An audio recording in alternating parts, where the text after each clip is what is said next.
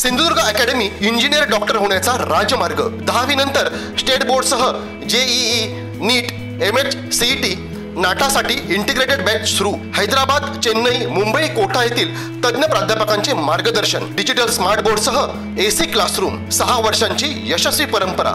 आमच्या संस्थेतील 82 विद्यार्थ्यांना मेडिकल तर 134 विद्यार्थ्यांना इंजिनिअरिंगला प्रवेश। पत्ता इंद्रायणी शिक्षण प्रसारक मंडळ संचलित Pushpasen Sawant science junior college, वाडी उमरमळा, मुंबई गोवा महामार्ग, ओरोस। संपर्क 91 58 83 45 87 88 10 18 53। रत्नागिरी सिंधुदुर्ग लोकसभा मतदारसंघामध्ये 6व्या फेरीअखेर निकाल जो आहे तो हाती आल्याने बघितला आपण तर महायुतीचे उमेदवार जे आहेत ते नारायण राणे 7798 मतांनी 6व्या फेरीअखेर आघाडीवरती आहेत। या मतांमध्ये विशेष म्हणजे पोस्टल मतं जी आहेत ती अजूनही जोडलेली आहेत आणि पोस्टल मतं वगळता एकूण 7798 मतांनी नारायण राणे आघाडीवर आहेत। बघितलं आपण तर पहिल्या फेरीपासूनच अगदी पोस्टल मतांपासूनच नारायण राणे यांनी आपली आघाडी जी आहे ती कायम ठेवलेली आहे आणि धीम्या गतीने का असेना परंतु विजयाच्या दिशेनं नारायण राणे हे आगेकूच करताना आपल्याला दिसून येत आहेत।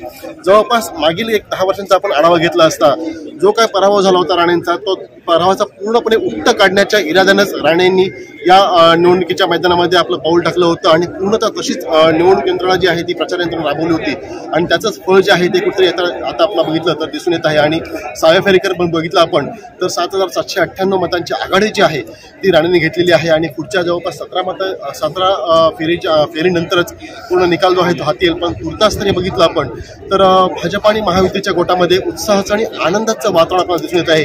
कार्यकर्त्यांनी जेव्हा 6 फेरीअखेरचा निकाल हाती आला त्यावेळी पूर्णतः अगदी जल्लोषामध्ये नारायण राणे साहेब आगे बढ़ो, हम तुम्हारे साथ है, हमारा नेता कैसा हो, राणे साहेब जैसा हो अशा प्रकारच्या घोषणा देऊन आपला आनंद व्यक्त केलेला होता।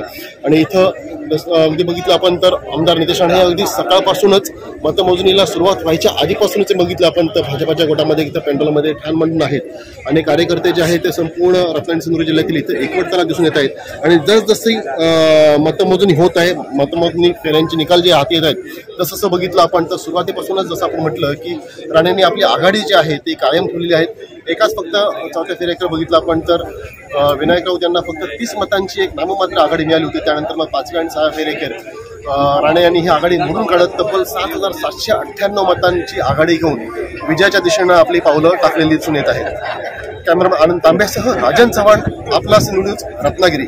ताज्या अपडेट्स आणि ताज्या बातम्यांसाठी आजच सबस्क्राईब करा आपला सिंधुदुर्ग डिजिटल न्यूज चॅनेल।